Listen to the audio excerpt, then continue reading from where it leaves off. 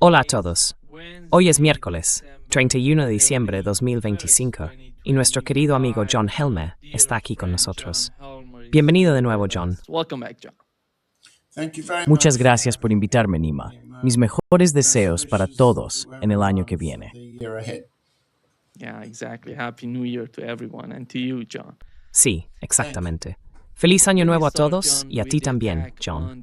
Gracias. Déjame empezar, John, con el ataque a la residencia del presidente ruso, el ataque con drones. ¿Qué sabemos sobre ese ataque? ¿Cuál era el objetivo? Ya sabes, ¿el objetivo era básicamente el presidente ruso o era otra cosa? ¿Qué sabemos por los medios rusos y por los medios occidentales? ¿Cuál es tu análisis de eso?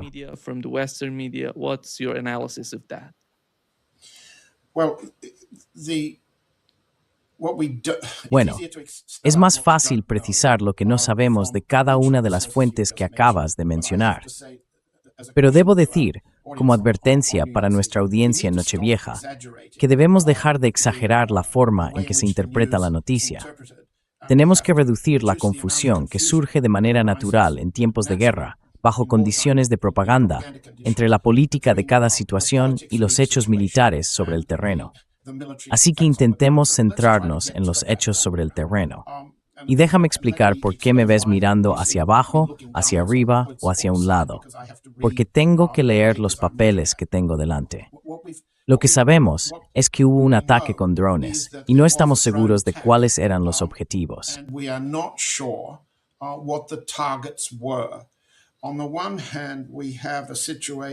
Por un lado, tenemos una situación en la que parecía no haber fotografías en los medios rusos de restos de drones en la región de Valdai, en la zona de Dolgi Brody, donde se encuentra la residencia presidencial.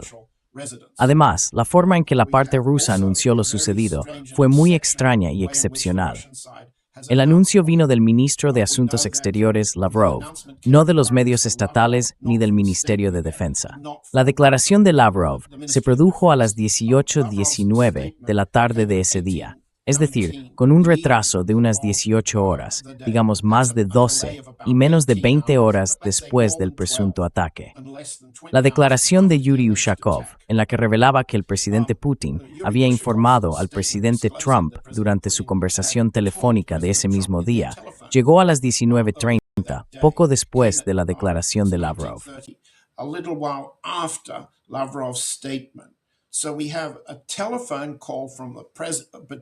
Así que tenemos una llamada telefónica entre los presidentes, iniciada por Trump a Putin por la mañana, hora de Florida. Creemos que la llamada habría sido alrededor de las 8 o 9, entre las 8 y las 10, hora de Florida. Así que lo que tenemos entonces es un retraso inusual. Hoy tenemos un anuncio inusual o excepcional del ministro de Asuntos Exteriores, no del Ministerio de Defensa. Hay discrepancias entre los comunicados habituales del Ministerio de Defensa sobre cuántos drones fueron derribados durante la noche y una modificación posterior, tras las declaraciones del presidente y del ministro de Asuntos Exteriores. Cuando se le pidió evidencia del ataque, Dmitry Peskov dijo que no iba a proporcionar ninguna. That he's not going to give evidence. I don't think, and I'm looking to my side to read what.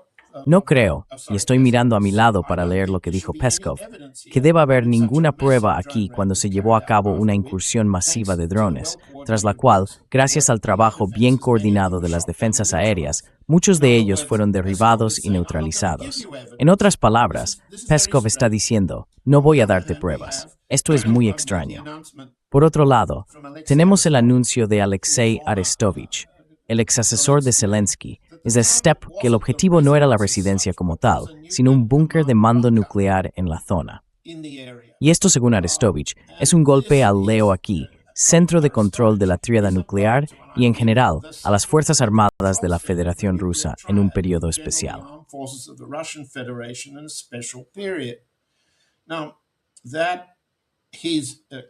Ahora bien, según Arestovich, se trata de una forma de ataque y selección de objetivos mucho más grave que incluso el ataque de junio contra los bombarderos de la tríada nuclear en sus aeródromos, durante lo que los ucranianos han llamado Operación Telaraña. Bien, entonces, no hay fuentes occidentales, dijo Arestovich, que respalden lo que afirmó. Cuando he revisado las fuentes, hay mucha confusión sobre la diferencia entre la región de Novgorod, donde se encuentra el área de Valdai, y Nizhny Novgorod, que está a varios cientos de kilómetros al este.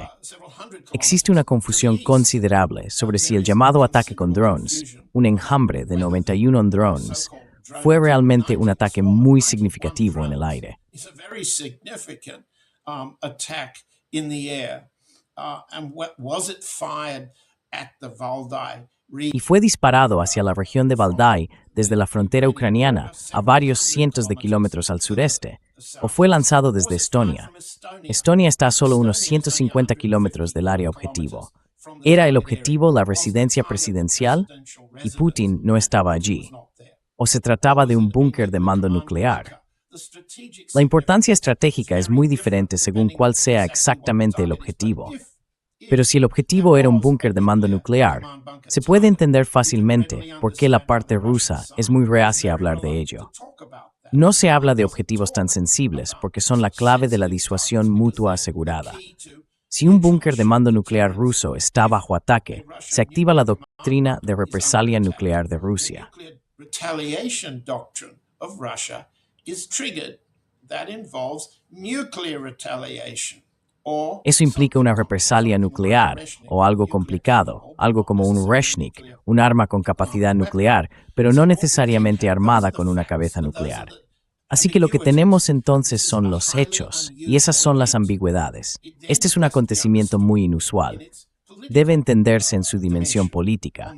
Por un lado, está muy claro, y he hablado con mis fuentes en Moscú durante el día, lo que ellos denominan una contradicción entre el enfoque del Ministerio de Asuntos Exteriores en las negociaciones con Trump y las negociaciones sobre dinero y leyes con Trump, que están dirigidas por Kirill Dmitriev y Yuri Ushakov a través de los llamados canales Vitkov, Kushner, Grunberg.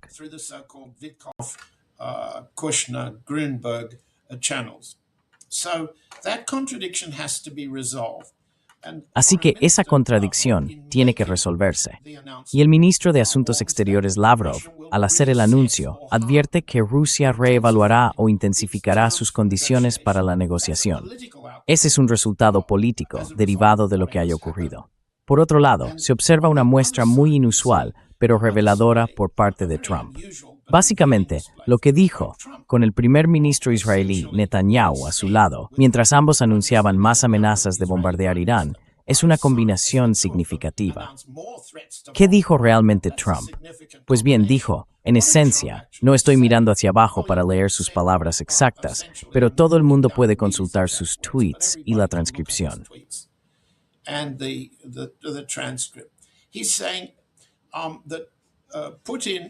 Dice que el presidente Putin le comentó durante la conversación sobre el ataque que quería restarle importancia. Eso sería coherente con un papel de Estados Unidos, de la CIA, del Pentágono, en la localización y modificación del dron en pleno vuelo, de camino al objetivo. Y sería especialmente relevante si Estados Unidos dispone de información de inteligencia especial sobre la ubicación del búnker de mando y control nuclear, ya sea en la región de Novgorod o en la de Nizhny Novgorod, más al este. Lo que Trump dijo fue que el problema es el momento, no es un buen momento para hacerlo. Trump no dijo que fuera algo malo atacar al liderazgo ruso.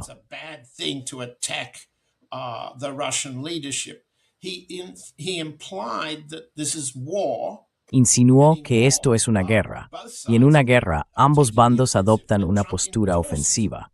Y Trump respaldó en principio ese tipo de ofensiva. Simplemente dijo que era un mal momento para hacerlo mientras estaban llevando a cabo negociaciones para detener los combates.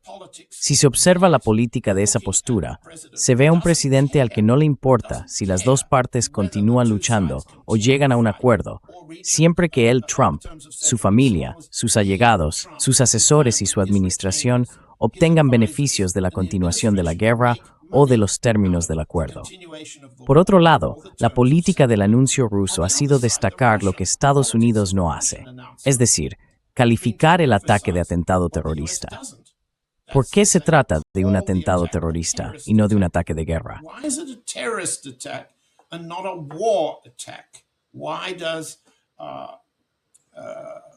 ¿Por qué el señor Peskov, el portavoz del presidente, por qué el ministro de Asuntos Exteriores, Lavrov, se refieren al terrorismo o incluso al terrorismo dirigido por el Estado, cuando para otras personas se trata de un acto de guerra.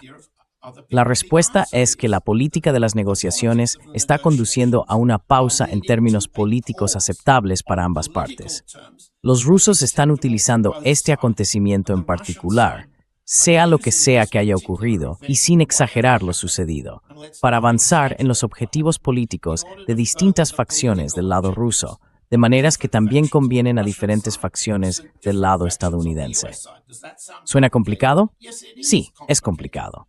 Y si además añadimos los intereses europeos y los de Zelensky, tenemos una situación sumamente compleja.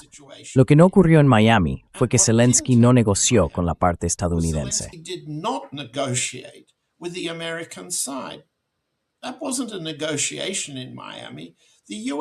Eso no fue una negociación en Miami.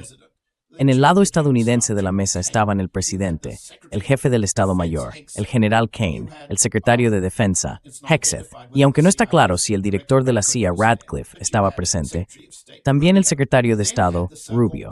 Luego estaban los llamados chicos del canal alternativo, los operadores inmobiliarios de Nueva York, Witkoff, Kushner y Grimbaum. Ese es el nombre del hombre. Esto no fue una negociación. Parecía más bien una sesión de tranquilización. Fuentes rusas me dicen que creen que Trump puede presionar a Zelensky de manera muy eficaz con amenazas de enjuiciamiento. Señalan el acuerdo de culpabilidad que el señor Umarov, líder de la delegación ucraniana, hizo recientemente con el FBI para librarse de los cargos de corrupción si proporciona pruebas contra otros.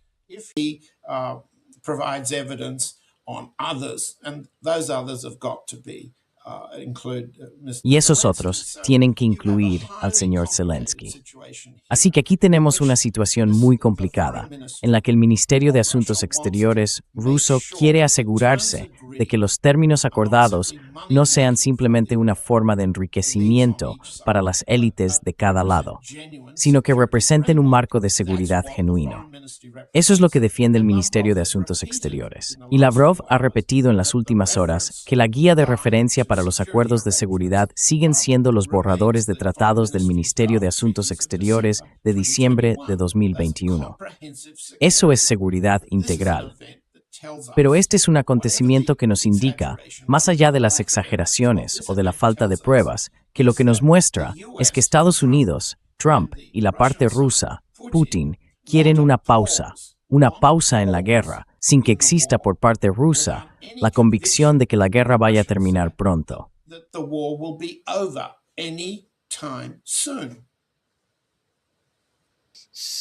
Entonces, ¿qué es esa pausa? ¿Es el alto el fuego del que estaban hablando? No, no lo creo. Creo que está claro por lo que dice Trump, y todos nosotros aquí, vosotros en Irán, y todos los que estamos mirando donde quiera que estemos, entendemos que lo que dice Trump es secundario frente a lo que hace Estados Unidos.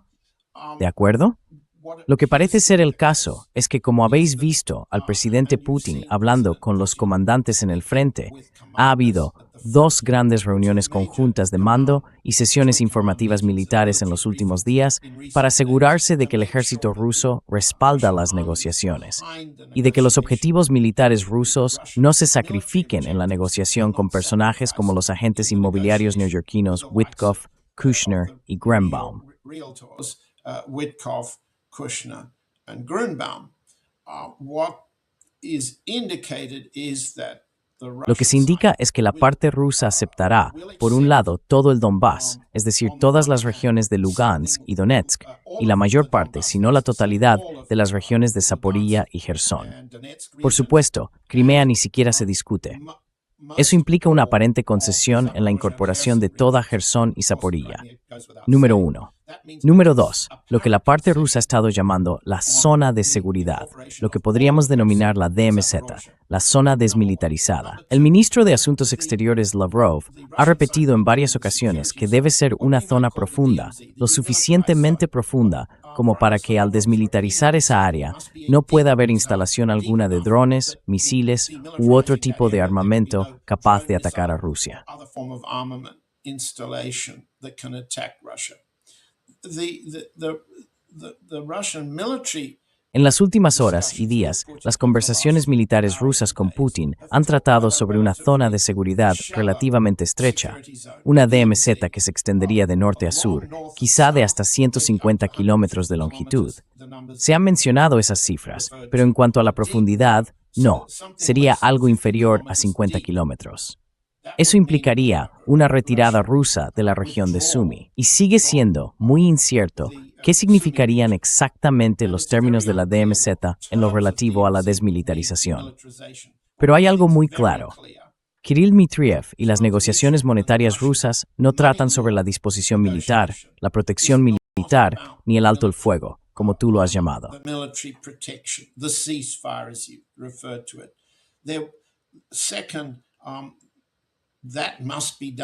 En segundo lugar, eso debe hacerlo el ejército de ambos bandos y los ministerios de Asuntos Exteriores de ambos bandos, y aún no hay señales de que estén trabajando en términos precisos.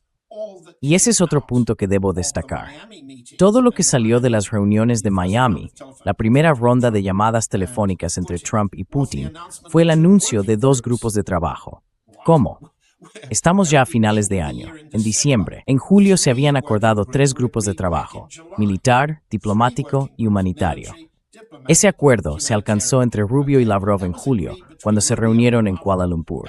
Se reforzó y repitió cuando las partes ucraniana y rusa se reunieron por última vez en Estambul.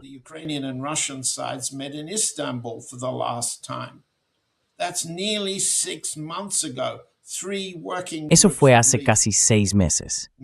Se acordaron 3 grupos de trabajo y ahora se anuncia que habrá 2 grupos de trabajo. Eso deja de lado el llamado grupo humanitario, el intercambio de cuerpos, el intercambio de prisioneros que ha seguido en marcha. Parece que no hay ningún progreso. Da la impresión de que se trata de una delegación hacia las partes que no hablan de dinero, una delegación de representantes militares y diplomáticos. Podría decirse que es una victoria de Lavrov sobre Dmitriev. Podría decirse que es una victoria del, por así decirlo, aparato de seguridad, la CIA, el Pentágono y el Departamento de Estado, sobre el grupo Witkoff en el lado estadounidense. Pero aún no hay resultados, ninguna precisión sobre su pregunta. ¿Un alto el fuego? ¿Un alto el fuego después de qué disposiciones para la desmilitarización?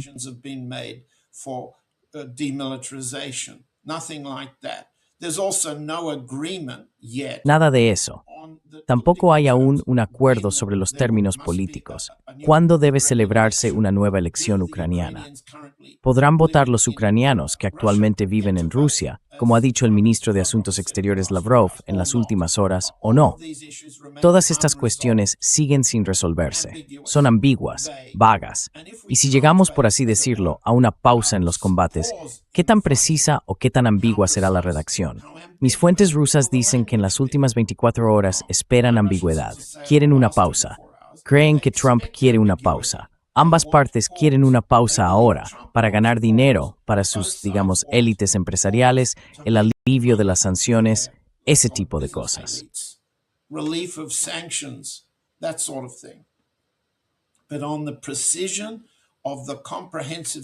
Pero en cuanto a la precisión del acuerdo integral de seguridad, que Lavrov recordó a todos en las últimas horas y que se presentó originalmente en 2021, no hay precisión ni acuerdo alguno.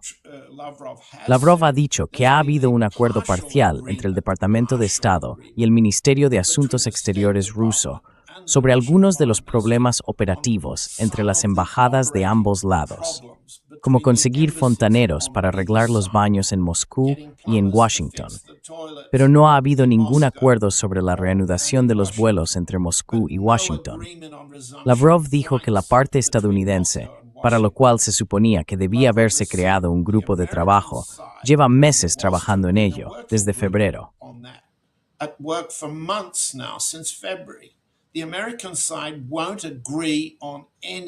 La parte estadounidense no aceptará ninguna mejora en las relaciones entre los ministerios de Asuntos Exteriores hasta que haya un acuerdo político general vinculado al fin de la guerra. Así que damos vueltas y más vueltas en círculos. Y la política de dar vueltas en círculos es diferente para Rusia y para Estados Unidos. Debo subrayar que la política de dar vueltas en círculos no resulta convincente para los votantes estadounidenses. Las encuestas actuales muestran que el descontento público con la gestión de Trump en las negociaciones sobre la guerra entre Rusia y Ucrania está aumentando. La brecha negativa, la diferencia entre aprobación y desaprobación, supera los 20 puntos porcentuales. Es mucho descontento y va a peor. Entonces, ¿qué hace Trump? Lleva a su equipo nacional a las reuniones de Miami.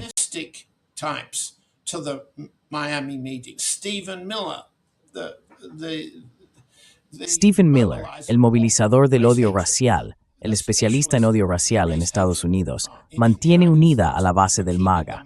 Está en la negociación. ¿Qué está haciendo Miller? ¿Qué está haciendo Susie Wiles, la jefa de gabinete, en una negociación con Zelensky? Es un intento de tranquilizar a los votantes estadounidenses cada vez más escépticos con Trump. Por supuesto, todo el mundo desconfía de Trump en el lado ruso, pero lo ven tal como es. Y también lo ven como algo temporal. Perderá las elecciones de mitad de mandato, luego desaparecerá en 2028.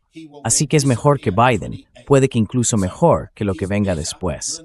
Todo el mundo necesita una pausa para recuperarse antes de que ocurran esos acontecimientos. Y esa es la dinámica política en cada bando.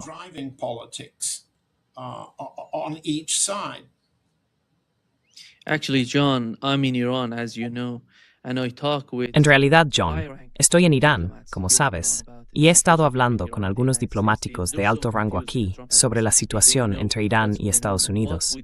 Están realmente confundidos con la administración Trump. No saben qué está pasando ni cuáles son los objetivos. Y eso crea un gran problema para la diplomacia. Quieren, en cierto modo, mantener negociaciones, algún tipo de diálogo con Occidente en su conjunto. No hablo solo de Estados Unidos, pero simplemente no ven a la administración Trump como capaz de llevar a cabo negociaciones, ni de ser fiable en la forma en que aborda cualquier asunto. in the way that they're talking about any issue. They don't believe the Trump administration anymore. Ya no creen en la administración Trump y por eso no ven ningún sentido en negociar con ella. Y el otro punto, John, que mencionaste, creo que en el caso de Ucrania, es la forma en que la administración Trump, o Donald Trump en persona, ha cambiado por completo la naturaleza de las negociaciones entre ambas partes.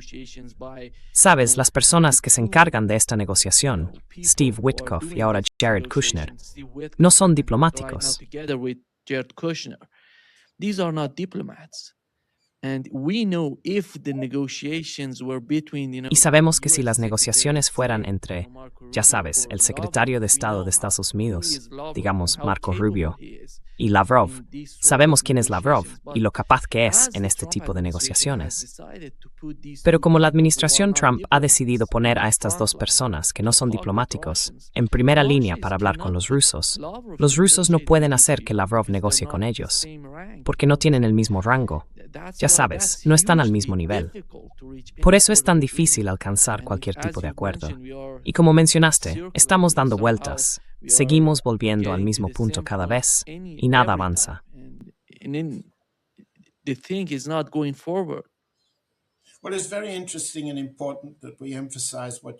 Bueno, es muy interesante e importante que destaquemos lo que acabas de decir, que en Irán perciben confusión. Y en este tipo de confusión, Irán no puede aceptar lo que Trump diga de un día para otro, esté Netanyahu de su lado o no. Y obviamente, Irán vuelve a estar bajo presión. Puede que tengamos tiempo para volver sobre eso.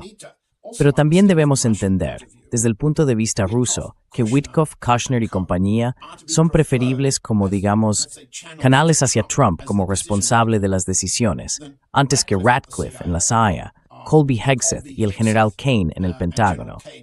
Y Rubio y su equipo de planificación política en el Departamento de Estado. Esa combinación, a veces llamada el Estado profundo, filtrando información a través de personas como Seymour Hersh o el New York Times o similares, ese grupo sigue librando la guerra contra Rusia.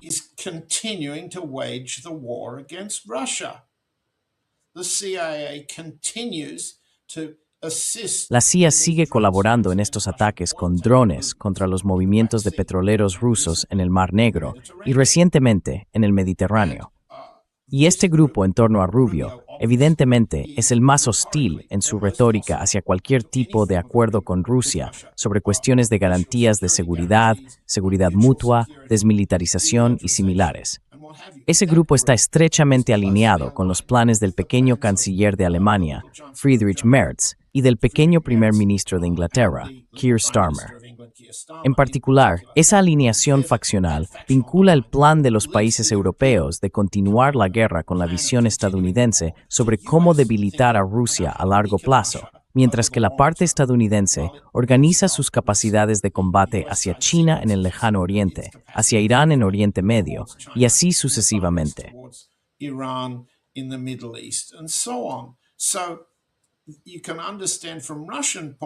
Así que puedes entender que desde el punto de vista ruso, es mejor el diablo que conoces. ¿Qué diablo? Pues bien, el diablo de Witkoff acepta dinero a cambio de promesas. ¿Puede cumplir promesas a largo plazo de tipo diplomático y militar, como dijiste? No, no puede. Así que en Irán, tus interlocutores, y en Rusia los míos, dicen que no se puede confiar en nada de lo que hagan o digan los estadounidenses. Hay que descontar lo que dicen frente a lo que hacen. Por eso hay que jugar la táctica oportunista. Ir con los hombres del dinero, dejarse atraer por el dinero, porque tienes sectores en casa que lo apoyan. Cualquier alivio de la violencia, cualquier pausa en la escalada, es buena política. Es un negocio a corto plazo. Todos quieren evitar parecer que están perdiendo esta guerra.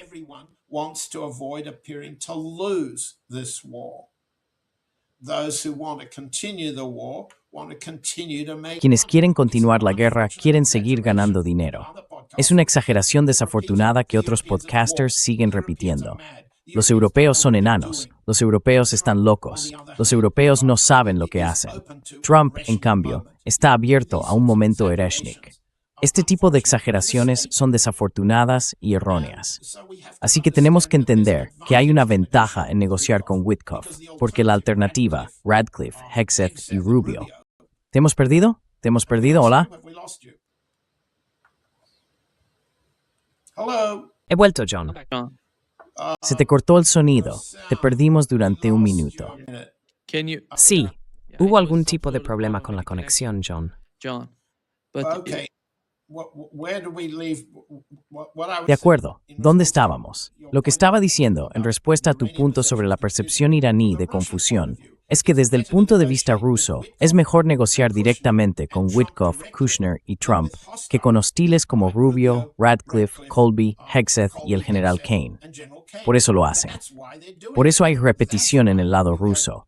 Nos mantendremos fieles a los entendimientos alcanzados en Anchorage, Alaska, en agosto. Están intentando mantener a Trump, Witkoff, Kushner y compañía sujetos a esos entendimientos. Entienden perfectamente que bajo esos acuerdos, Radcliffe de la CIA y todos los demás han estado ocupados intensificando la guerra donde quiera que pueden, en el mar, en las zonas profundas de refinado de petróleo ruso, en los ferrocarriles, donde sea. Esto es lo que Rusia quiere llamar terrorismo, es guerra. Y es mejor negociar con Witkoff y Kushner que con esos guerreros estadounidenses. Esa es la línea, esa es la visión.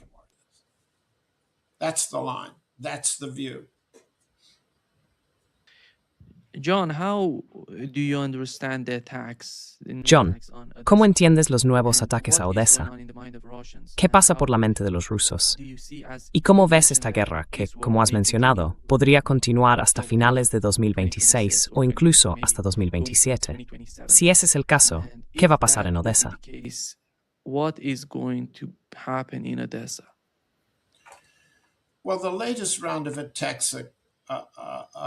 Bueno, la última oleada de ataques está dirigida, más o menos, del mismo modo que lo ha estado durante muchos meses.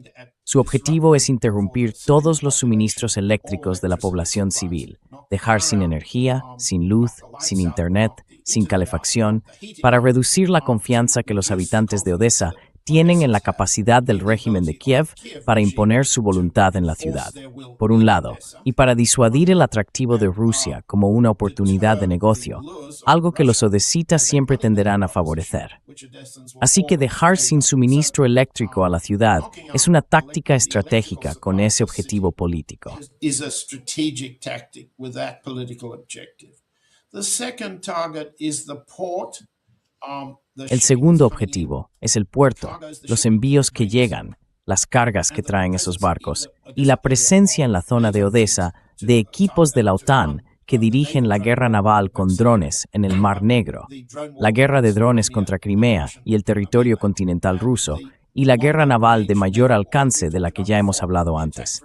El ataque que tuvo lugar recientemente frente a la costa suroeste de Creta, por ejemplo, forma parte de esa estrategia de guerra naval centrada en la región de Odessa. Así que los ataques de los últimos días también subrayan ese objetivo. No veo esta nueva oleada de ataques como diferente en cuanto a sus objetivos, y tampoco los considero, en términos de potencia de fuego o detonación, más capaces de cambiar la mentalidad de Odessa de lo que lo han sido en el pasado. Frame of mind than they have in the past. What we do see is less restriction. Lo que sí vemos es que el presidente Putin impone menos restricciones políticamente al Estado Mayor en su selección de objetivos, en lo que hemos estado llamando la campaña de guerra eléctrica, menos restricciones para el general Gerasimov a la hora de perseguir esos objetivos. Pero la política sigue siendo la misma. Y no veo, a corto plazo, ningún debate sobre la posibilidad de que la región de Odessa vuelva a ser rusa. No. Ya lo hemos dicho antes, los odesitas se entienden, siempre se han entendido, en las novelas cómicas desde hace casi un siglo, en la forma de pensar a largo plazo de los rusos. Los odesitas siempre se alinearán con el dinero. Cuando el dinero esté en Kiev, obedecerán. Cuando el dinero esté en Moscú, obedecerán. When the money's in Moscow, they will comply. They will bend in both directions, given half an Se inclinarán en ambas direcciones si se les da la menor oportunidad. No veo un cambio significativo en eso. No veo un cambio significativo en la capacidad de Rusia para obligar a los habitantes de Odessa a capitular. Seamos francos, no exageremos aquí. La capacidad de Rusia para imponer una rendición no existe. No hay un momento Ereshnik, como hemos intentado explicar desde el primer disparo de prueba en Dnipropetrovsk. El Ereshnik no se volverá a utilizar para decapitar al liderazgo ucraniano en este momento. Sí, el arma ha sido desplegada, pero no se usará en Odessa. No se disparará desde Bielorrusia. Es un elemento disuasorio, un incentivo para alcanzar acuerdos. Pero, en la medida en que continúe el llamado ataque contra Ucrania, los residentes de Valdai responderán. will have a retaliation. We should not be expecting to see that retaliation. No deberíamos esperar que esa represalia sea más que una respuesta simétrica, un ojo por ojo. Esa ha sido la postura del presidente Putin desde el principio, y estamos muy lejos del final ahora. Así que, volviendo atrás, ¿cuál es el futuro de Odessa? ¿Cuál es el futuro de Nikolaev? ¿Cuál es el futuro de Kharkov? La respuesta es que seguirán siendo ucranianas, en un estado debilitado, muy debilitado. A más largo plazo, lo que Rusia quiere es asegurarse de que no puedan ser utilizadas como plataformas para atacar a Ucrania, a la Novorrusia, a las nuevas regiones rusas, al interior o al mar. Si no son plataformas para eso, la confianza rusa es que con el tiempo votarán por el dinero. Volverán a alinearse con Rusia. Pero si el dinero está en Kiev, allí se quedarán.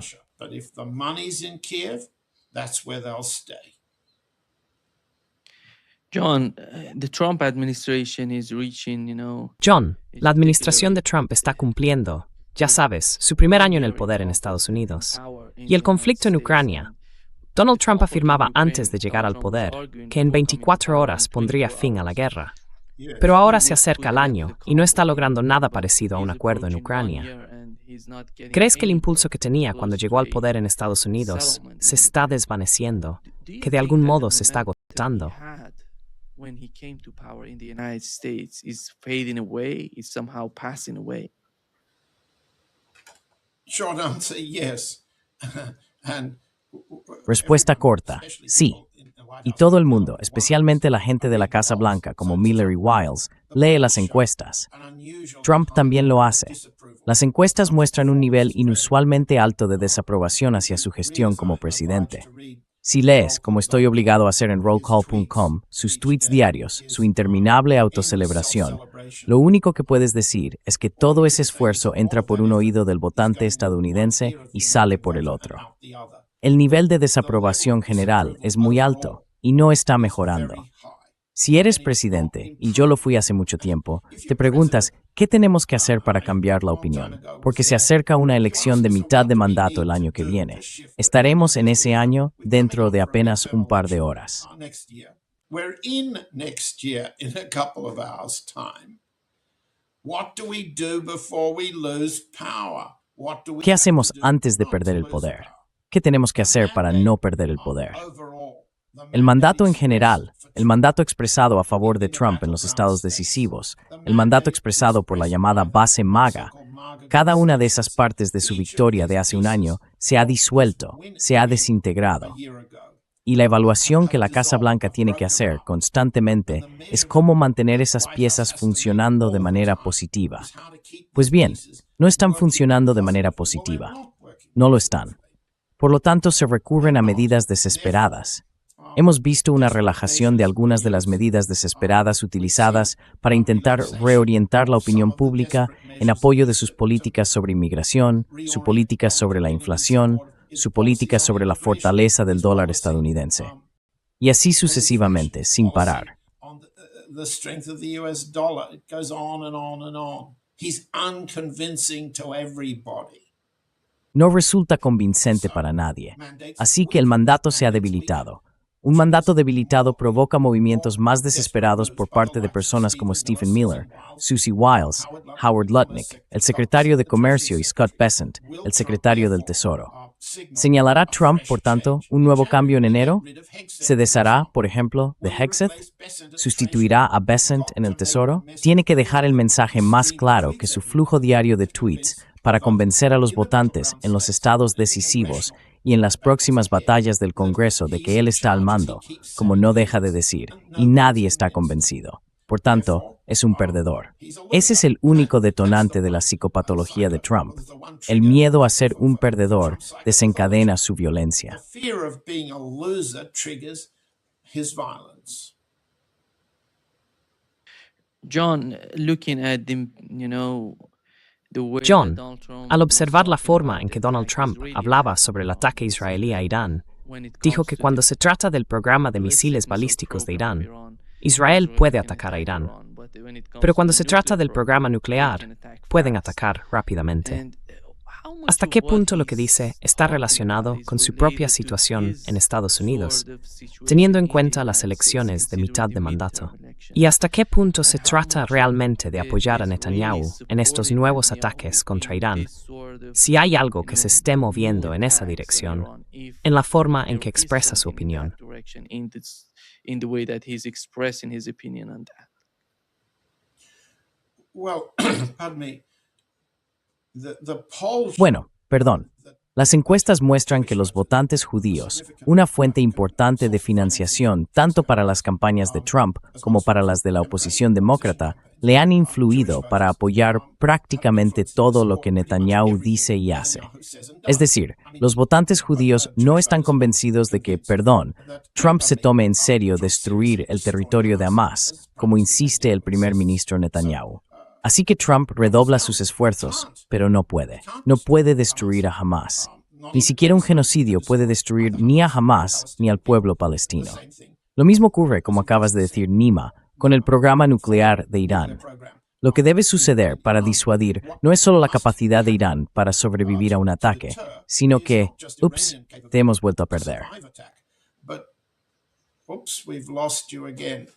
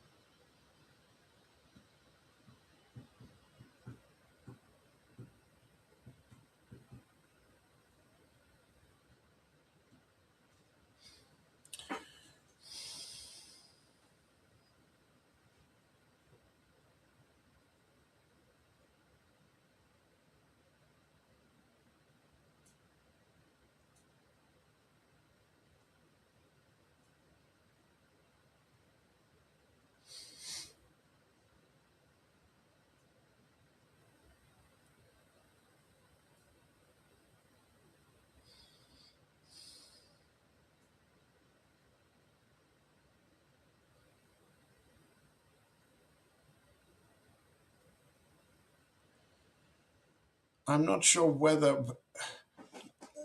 from No estoy seguro, por el hilo de comentarios, de si el público puede oírme, pero nosotros no podemos oír a Nima en Irán. Entonces, ¿qué hago para mantenerme ocupado y que nuestro programa continúe mientras Nima se vuelve a conectar? Todos pueden oírme a mí, pero no a Nima. ¿Es eso lo que está pasando? Estoy comprobando el hilo de comentarios. ¿Puede el público oírme? Parece que hemos perdido a Nima en Irán, ¿verdad? Bien, ¿por qué no me hacéis preguntas en el hilo de comentarios y trataré de responderlas sobre la marcha? ¿Qué preguntas tenemos que aún no hayamos tratado? Okay. While we were About that, even the genocide Vale. cannot stop Bueno, Hamas ni siquiera el from genocidio puede detener a Hamas, what ya they do, sabes, the de way lo que that están they're haciendo, resisting de la forma en que resisten la opresión. Estabas haciendo un comentario sobre Hamas. ¿Cuál es tu punto sobre el ataque a Irán y la manera en que Donald Trump lo está apoyando de algún modo? Ese apoyo pretende mostrar lo importante que es Israel para Donald Trump. Important Israel is for Donald Trump, or yes, it is, but it's the Sí, whole lo Jewish es, rights. pero es para It's to retener los votos pacify the judíos. Israelis. Es It's para to apaciguar a threaten los Iran. israelíes. And to- Es para amenazar a but it's Irán, not to get pero to a no point para of llegar war. al punto de la guerra. It's not to get to a point No of es para war, llegar a because ese the punto risks porque los riesgos de una reanudación de la guerra israelí contra Irán y el riesgo de que la Fuerza Aérea de Trump no tenga un acceso libre y fácil al espacio aéreo iraní la próxima vez son mucho mayores. No creo que, cuanto más nos acerquemos a las elecciones legislativas de noviembre, Trump se arriesgue a perder una guerra no solo con Irán, sino también contra una defensa aérea rusa mucho mejor coordinada esta vez. Russian air defense this time around. Remember, what's the Israeli advantage? Recuerda que la ventaja israelí antes era la vulnerabilidad interna de Irán, ante los ataques de sabotaje, los intentos de asesinato, los esfuerzos por paralizar nuestro gobierno, todo lo cual fue eficaz a muy corto plazo, pero fracasó a largo plazo. Lo que ha fracasado aquí es el intento israelo-estadounidense de cambiar el régimen en Irán. Tú estás allí, tienes una muy buena percepción de eso y puedes añadir más. Pero el cambio de régimen como objetivo estratégico de Estados Unidos ha fracasado. Entonces, ¿qué queda? La preservación del régimen en Israel es ahora un objetivo principal de Estados Unidos, un objetivo de Trump, un objetivo electoral. Y eso está teniendo éxito. Está teniendo éxito. Así que, si combinas ambos, ¿qué tienes? If you combine the two, what do you have? You have escalation of threat falling short. Hay una escalada de amenazas que no llega a un ataque real, porque un ataque conlleva el riesgo de grandes pérdidas. Así que no creo que ni Netanyahu ni Trump, enfrentándose a los riesgos políticos y militares de una segunda ronda de guerra, vayan a la guerra. No todavía, no ahora. ¿Son probables las sorpresas? Desde luego, son posibles. Podemos anticipar qué tipo de vulnerabilidad podrían detectar los israelíes y los estadounidenses dentro de Irán. Eso es lo que buscan todo el tiempo. ¿Podemos esperar problemas para Irán en la frontera con Pakistán? Sí, podemos. ¿Podemos esperar más asesinatos de carácter provocador? Sí, podemos. ¿Pero veo una reanudación de la guerra por razones políticas? No.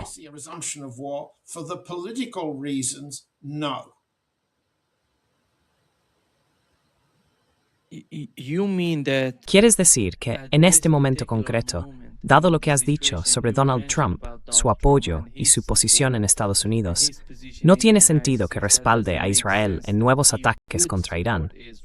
Ese es tu punto, ¿verdad? That's your point, yeah. Yes, and we can see the same dynamic on the Sí, shores of y podemos ver la Venezuela. misma dinámica en las costas de Venezuela. Vemos una enorme armada reunida, pero ¿con qué propósito? El cambio de régimen contra el presidente Maduro hasta ahora está fracasando. Se reúne una armada como la que los españoles formaron contra los ingleses y contra Isabel Pimo, arrasada por el viento. Arrasada por el viento. Blown away by the wind. The wind that's Next, hecho algún tipo de plans.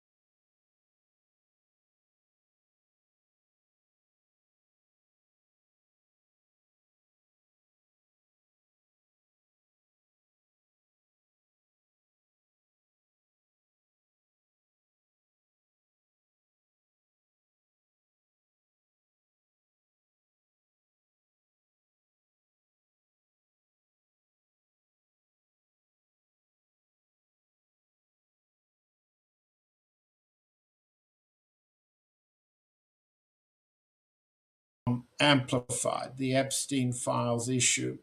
Amplificado el asunto de los archivos Epstein y demás. Pero los métodos especiales que representa Stephen Miller, los ataques en ciudades demócratas, el uso de una policía especial de ICE y del ejército para tomar el control de las ciudades con votantes demócratas, tampoco están dando resultado. Trump dice que Washington, D.C. es un lugar más seguro, pero ¿cambia eso los votos? La respuesta es no.